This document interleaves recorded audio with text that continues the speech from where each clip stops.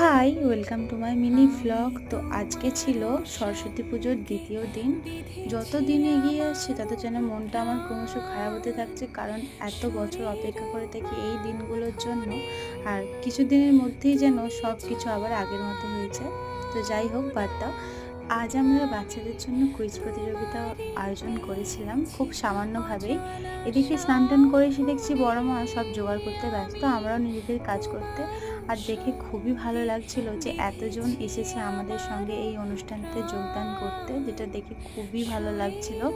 তারপরে খুব সামান্য চকলেট আর পেন প্রত্যেকটা বাচ্চার জন্যই আমরা নিয়ে এসেছিলাম, কারণ তাদের যেন কোনো মন খারাপ না হয়।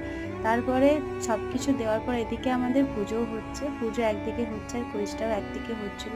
পুজোটা কমপ্লিট হয়ে যাওয়ার পর প্রসাদ বিতরণ প্রতি বছরের মতো এই বছরও আমরা পাড়ায় পাড়ায় দিতে বেরিয়েছিলাম। আজকের জন্য এতটাই, দেখা হবে আরও একটা এর নেক্সট পার্টে।